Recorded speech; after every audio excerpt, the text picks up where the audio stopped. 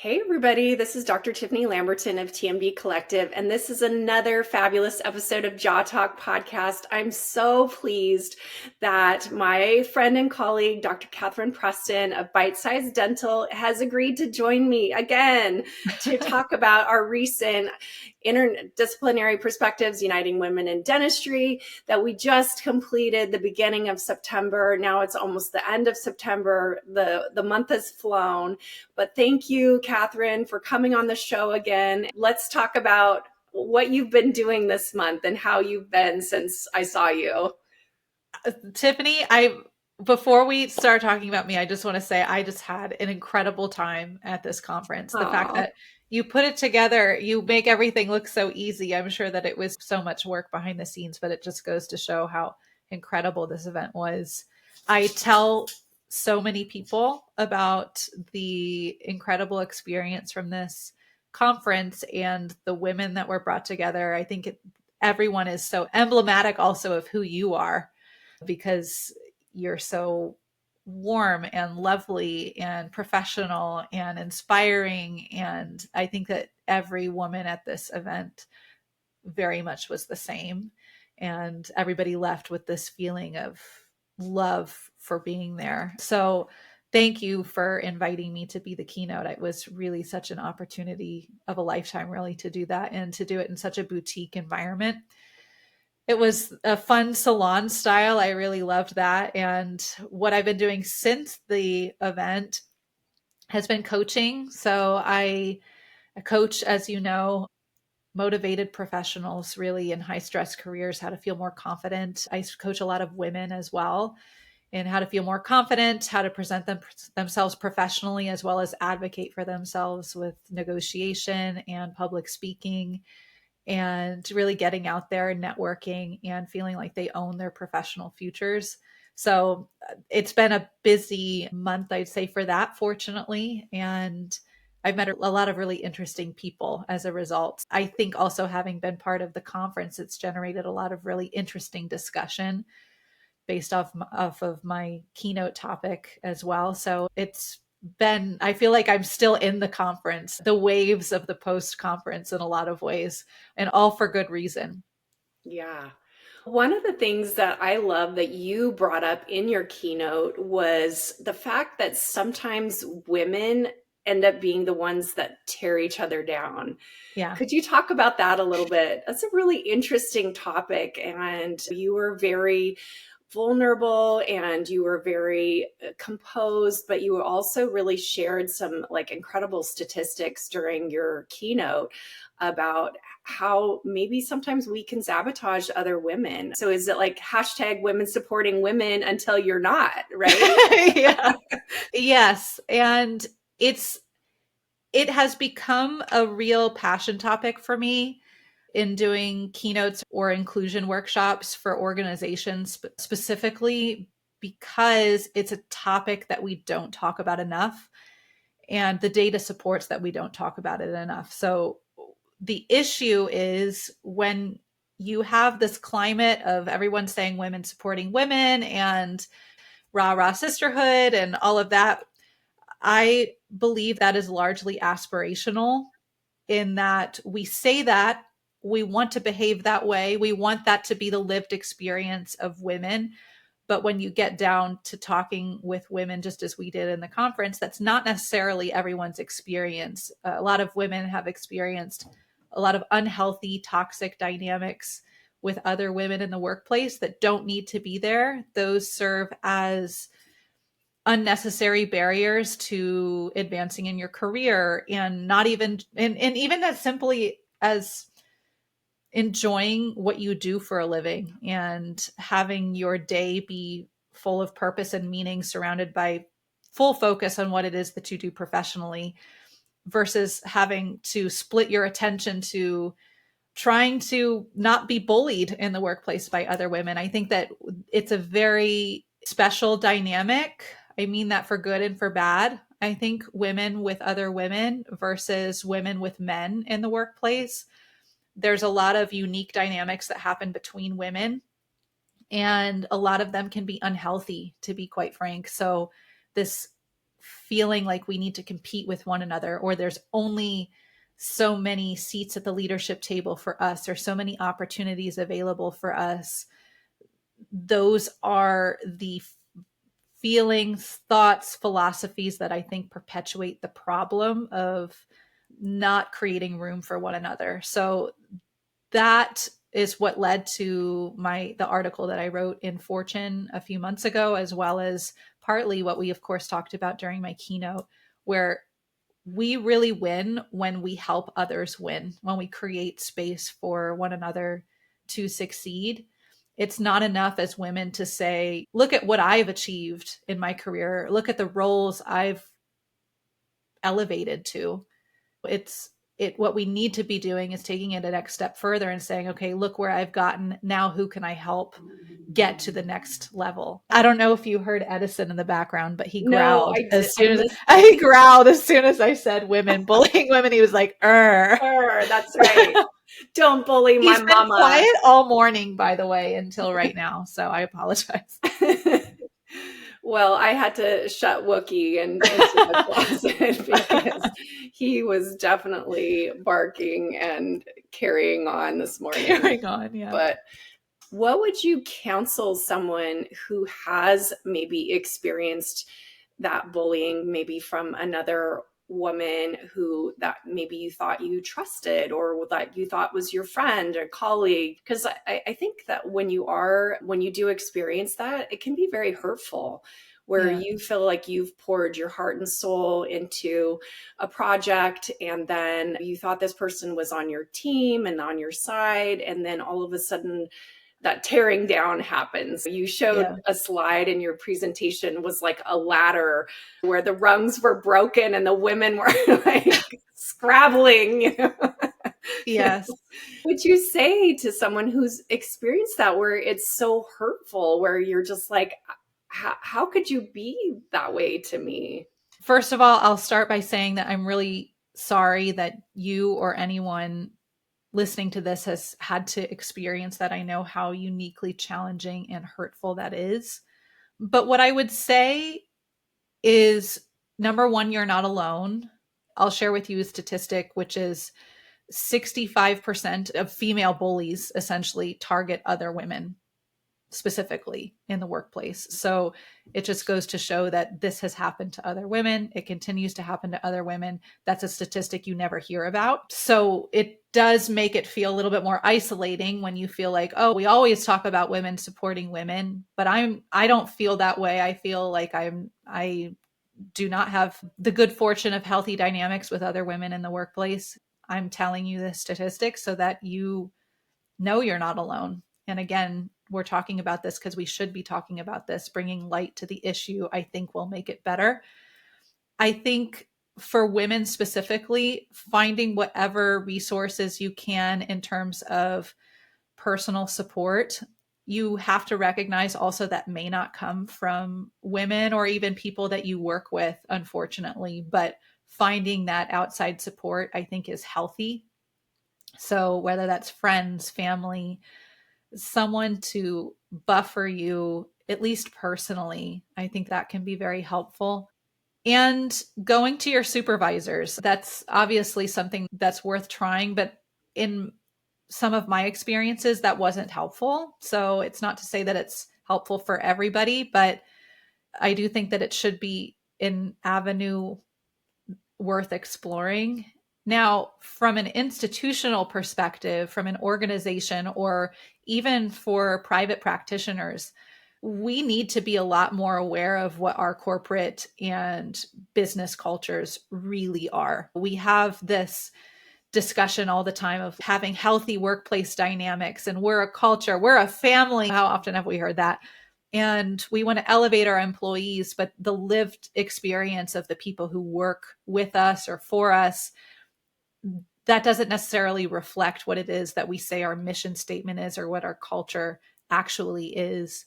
With those things in mind, I think we have a lot of work to do from an institutional perspective in advocating more for the awareness of HR. How do you handle stuff like this? Because a lot of these things, what makes this such a nuanced and challenging problem to solve is a lot of these things are not necessarily protected by federal law. There are anti-bullying policies and things like that, but it's very difficult to say like you're a part of a federally protected class of anti-bullying if you're being targeted by someone from your same class. It's a little bit more nuanced than that. So I think from an organizational perspective, we do need to do more in preparing HR, preparing leaders as well. How do you deal with these dynamics? Because it really undermines all of the good efforts that companies, corporations, organizations, even small businesses spend a lot of time and money in trying to create places where people feel safe and happy to work there. Because if you have employees or team members that feel safe and happy in their roles, they're going to be more productive for your organization. Yet And they're this is going to not have part of, loyalty too, yeah, right? exactly. And particularly in a day and age where people jump from job to job a little bit more readily than perhaps in the past, I think really investing in how people experience their day-to-day job versus anything perhaps even bigger than that. I think that's really the place to start, is having your team be educated on how to deal with these types of dynamics, because we hear so often it's how do we address the gender pay gap, which implies men versus women? Or how do we address the fact that we only have 2 women on our board, for instance?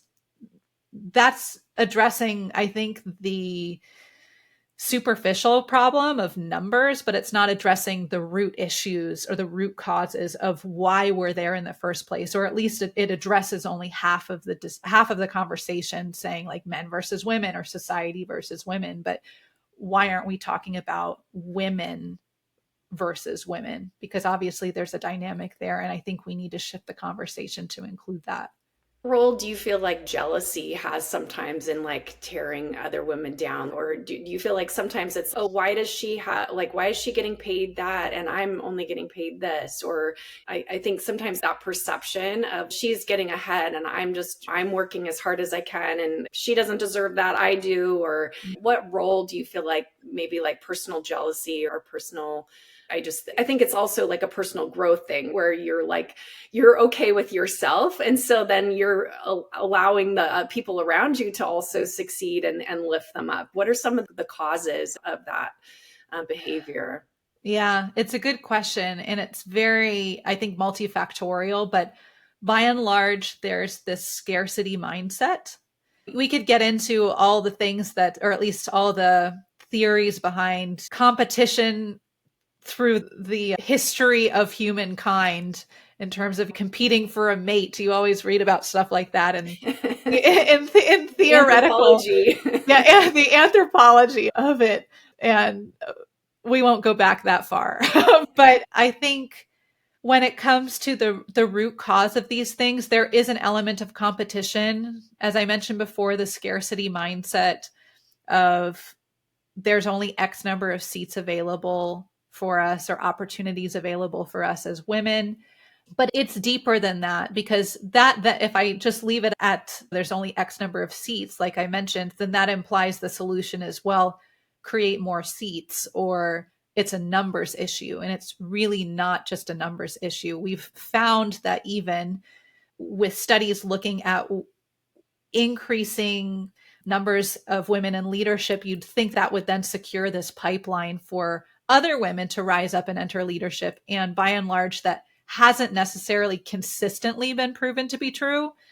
So that's what tells me that it's not necessarily just as simple as saying we need more women in these roles. What we really need to do is address these really deep-seated interpersonal conflicts that we can have.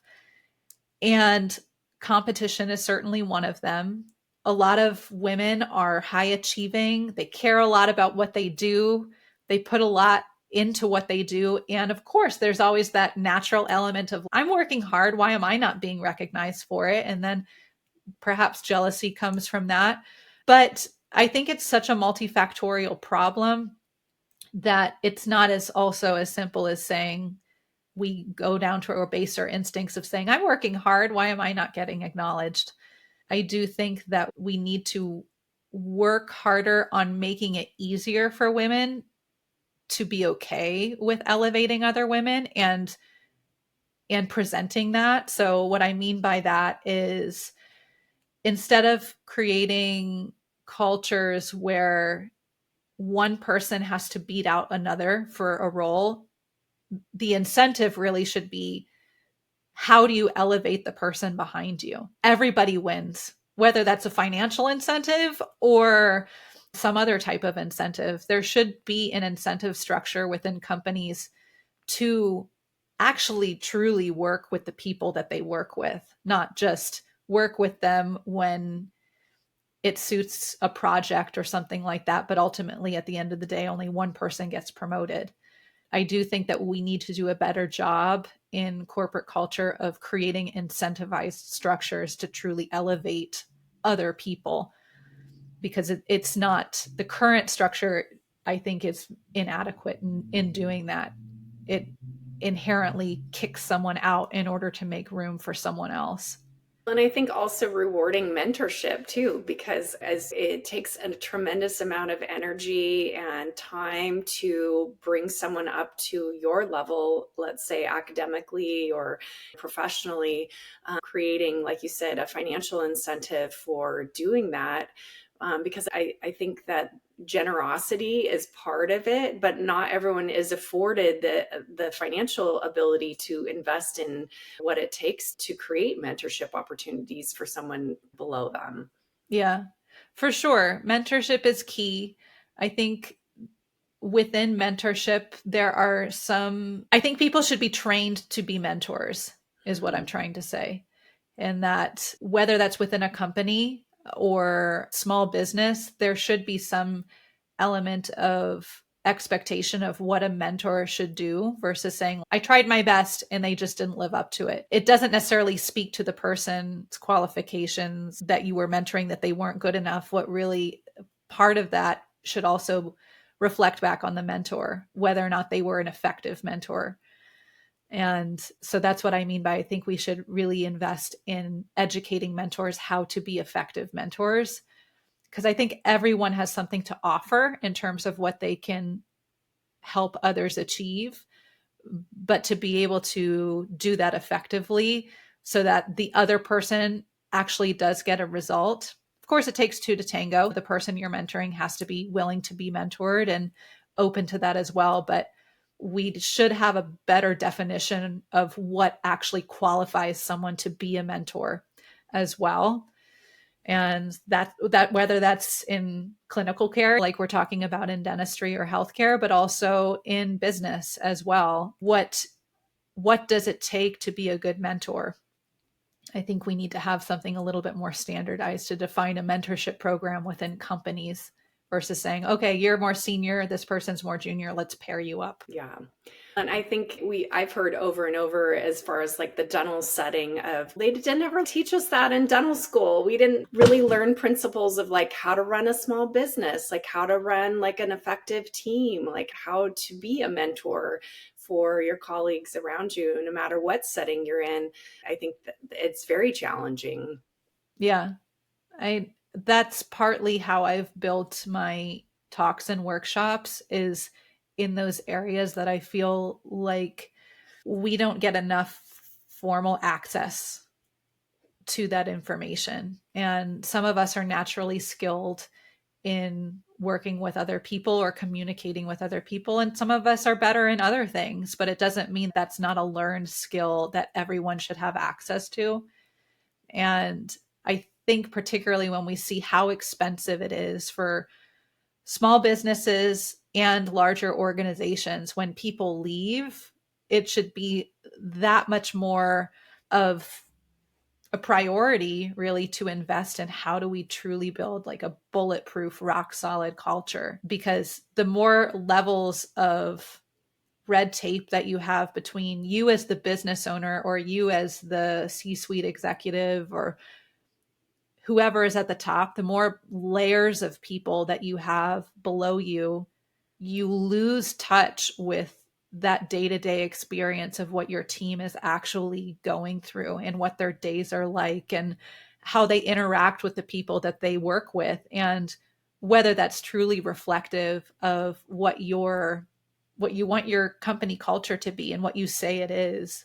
I think we need to do a better job at not only removing some of those layers and some of that red tape, but also providing formal education, formal access to leaders in any organization, in any business, in any industry, how to more effectively assess this for your employees, because of course you don't want them to have a poor experience working in your company. It's also not good for your bottom line either.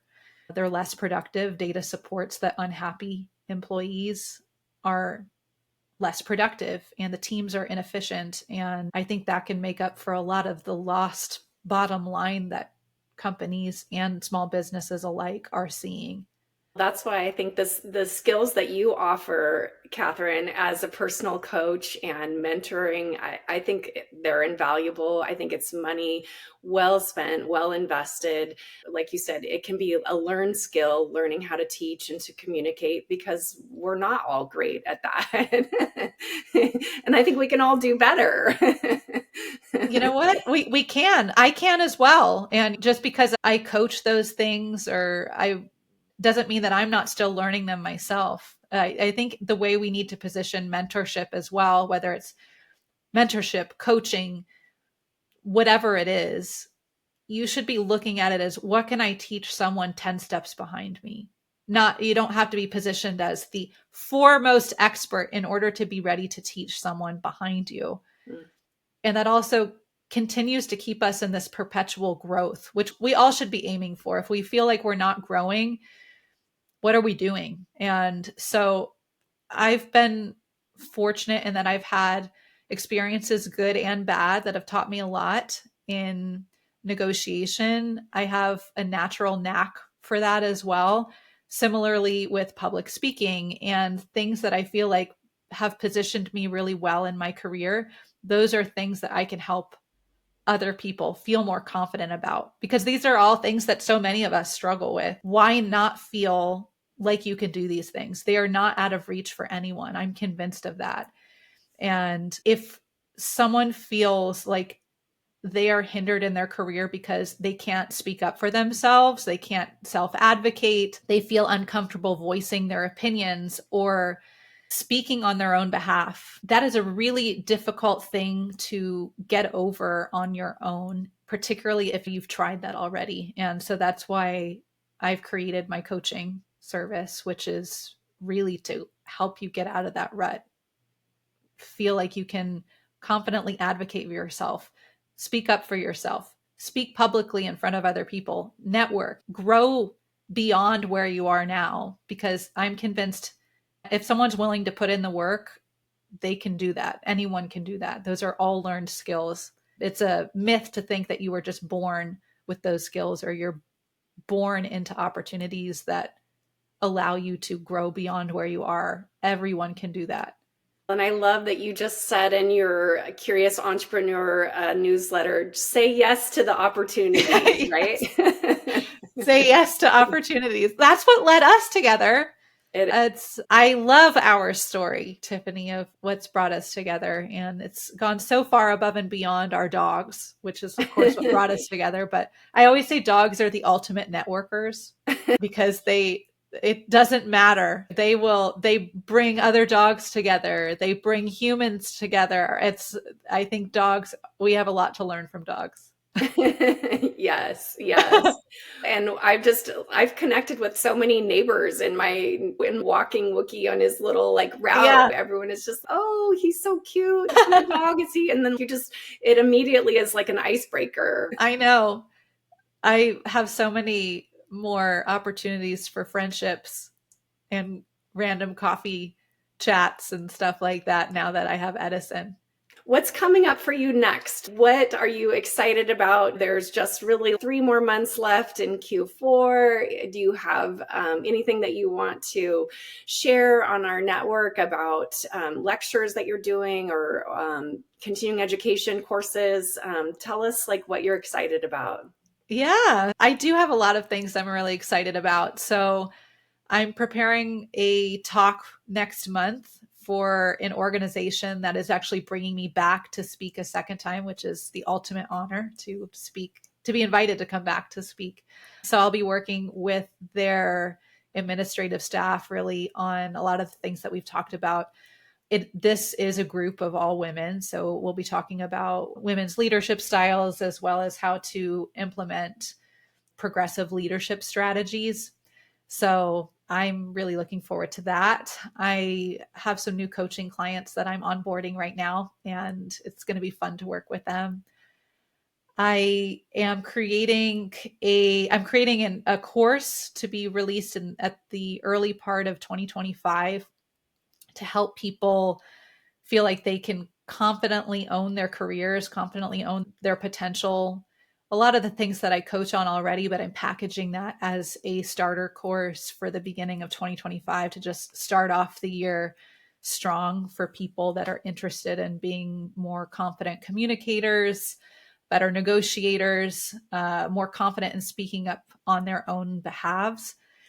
And it's going to be a good year. I'm already excited about 2025 and all the opportunities that it will bring. So many things about the end of 2023 I didn't even know would prepare me for so many things down the pipeline in 2024. So, like I said in my Curious Entrepreneur newsletter issue last week, it really is all about saying yes in a world that tells you it's like trendy to say no to stuff, of course, within reason, but so many incredible opportunities that I wouldn't have even imagined happened because I said yes to one thing. And I just encourage people to approach unfamiliar opportunities with an open mind and just be excited about the possibilities. I love that. We'll make sure that we put all of those links in our show notes to Bite Size and to your Curious Entrepreneur newsletter if people want to subscribe to that,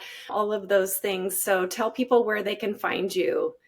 So I am very active on LinkedIn. You can find me on LinkedIn as Kathryn Preston. Kathryn is Kathryn. Preston is Preston. And my coaching company is KP Coaching and Consulting. So I'm happy to be contacted anytime. I do keynotes, workshops, all the good stuff. I love meeting new people as well as personal one-on-one coaching. Reach out to me anytime and look forward to getting to know any and all of you. Awesome. Awesome. I love it so much. And thank you so much for being on Jaw Talk with me. I always like to say, stay humble, stay curious, because that keeps us growing and learning. Absolutely. You know, I love that curious part for sure. Yes. Yes. Yeah. All right. Thank you again. And we'll see you next time.